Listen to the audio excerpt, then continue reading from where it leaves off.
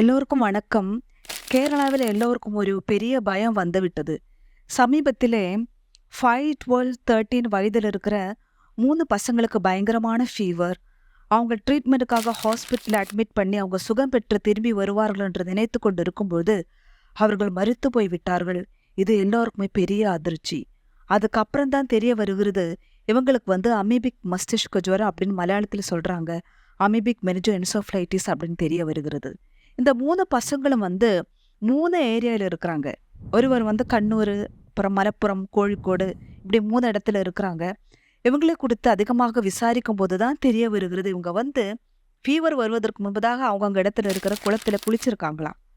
அதனால health department என்ன சொல்றாங்க, தேங்கி கிடக்கிற குளம், அதாவது ஏதாவது வாட்டர் சோர்ஸாக இருந்தாலும் சரி, அதிலே குளிக்கும் போது என்ன ஆகும், அதில் சில அமீபா இருக்குமா, அது இந்த நம்ம மூக்கு வழியாக பிரெயின்ல சென்று அது மூளையை அழிக்கக்கூடிய அளவுக்கு பயங்கர சக்தி வாய்ந்ததா.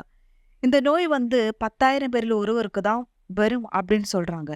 ஆனா கேரளாவில் 2 மாதத்துக்குள்ளே 3 பசங்க மரித்து போய்விட்டார்கள். சிலர் ட்ரீட்மெண்ட்ல இருக்கிறதாகவும் சொல்லப்படுகிறது.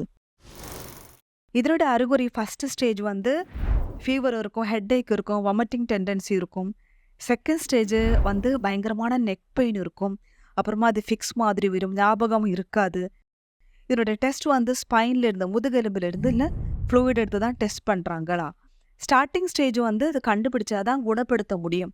அதுக்கப்புறம் அந்த செகண்ட் ஸ்டேஜுக்கெல்லாம் போனால் குணப்படுத்துறது ரொம்ப கஷ்டம் அப்படின்றாங்க. ஏனென்றால் இந்தியாவில் இதுக்கு மெடிசின் கண்டுபிடிக்கவில்லையா. இது அதிகமாக காணப்படுகிறதும் குழந்தைகள் தான் அப்படின்னு சொல்கிறாங்க.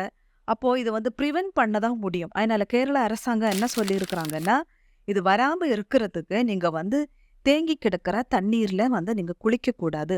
அதுக்கப்புறம் ஸ்விம்மிங் பூல் நல்லா குளோரினேஷன் பண்ண வேண்டும். இந்த ஸ்விம்மிங் பூல்ல குளிக்கும்போது நீங்க நோஸ் கிளிப் யூஸ் பண்ணுங்க. அது இல்லாம மூக்குக்குள்ள தண்ணி ஊற்றக்கூடாது. அந்த பசங்களெல்லாம் விளையாடுவாங்கல்ல, தண்ணி ஊற்றி அது மூக்குக்குள்ளெல்லாம் ஊற்றி விளையாடக்கூடாது அப்படின்னு சொல்லியிருக்காங்க. அப்புறம் நம்ம நினைக்கிற மாதிரி ரொம்ப டேட்டியான தண்ணீர்ல தான் இந்த பிரச்சனை வரும் அப்படின்னு நினைக்காத. மரித்த ஒரு குழந்தை குளிச்ச குளம் ரொம்ப நீட் அண்ட் கிளீனாக இருக்கும், ரொம்ப கிளியராக இருக்கும். அந்த வாட்டர் காமிச்சாங்க.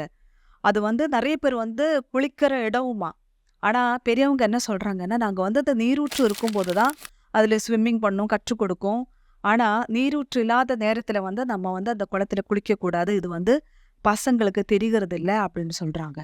அதனால நம்ம நிபா மாதிரியோ கோவிட் மாதிரியோ ஒருவரிலிருந்து ஒருவருக்கு தொற்று நோய் இது கிடையாது. அதுவும் இல்லாமல் இது சீசன்லாம் வரும் இல்லையா, அந்த நோயும் கிடையாது. அதனால இது நம்ம பசங்களுக்கு கண்டிப்பாக சொல்லிக் கொடுங்க. இது தெரியாதவங்களுக்கு நீங்கள் ஷேர் பண்ணுங்க, சப்ஸ்கிரைப் பண்ணுங்க. வணக்கம்.